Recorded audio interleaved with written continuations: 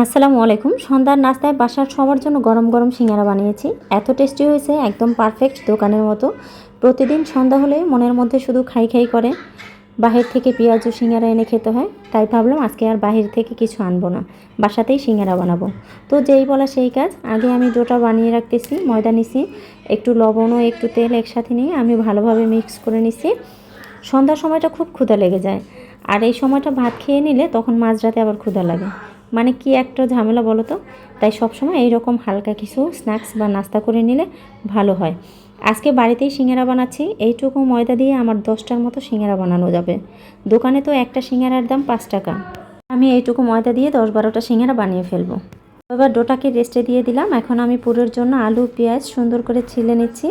আজকে আমি আলুর সিঙ্গারাই বানাবো। আলু পেঁয়াজ মরিচ সব কিছু সুন্দর করে ধুয়ে একদম কুচি কুচি করে কেটে নিয়েছি।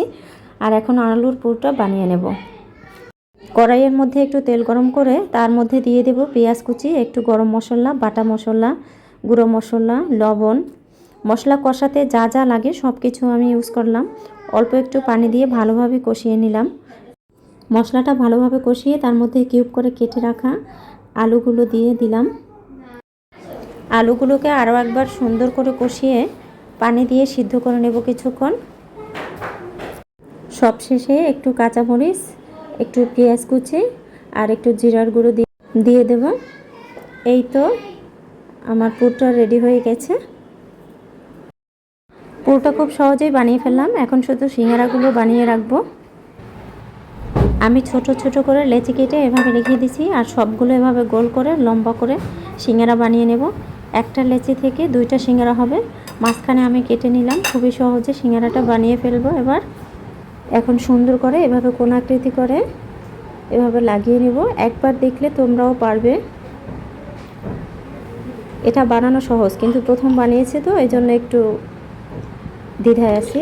তো এরপরে পুরটা দিয়ে ভালোভাবে এটা আটকে নেব। এই তো একটু পানি লাগিয়ে নিচ্ছি যাতে ভালোভাবে আটকে যায়। এই তো আমার সিঙ্গারা বানানো হয়ে গেছে।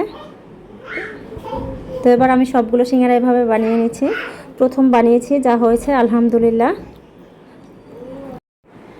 এরপর কড়াইতে আমি তেল দিয়ে দেব।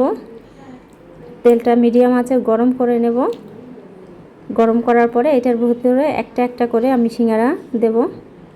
এই যে আমি অনেকগুলো তেল দিয়েছি, এই জন্য একসাথে সবগুলো সিঙ্গারা দিতে পারবো। আর তেলটা একটু বেশি হলে ভালো হয়, কারণ সম্পূর্ণ ভিজে। এরপর প্রায় 10-12 মিনিটের মতো সিঙ্গারাটা আমি ভেজে নিয়েছি। এই তো আমার সিঙ্গারা। এবার একটু সস দিয়ে, সিঙ্গারাটা খেতে খুব টেস্টি হবে। তো আমার আয়াত সিঙ্গারা খুব পছন্দ করে। সিঙ্গারাগুলো খেতে অনেক মজা হয়েছে। দেখতে কেমন হয়েছে তোমরা কমেন্টস করে জানিয়ে দেবে। ভিডিওটি দেখার জন্য ধন্যবাদ। টাটা।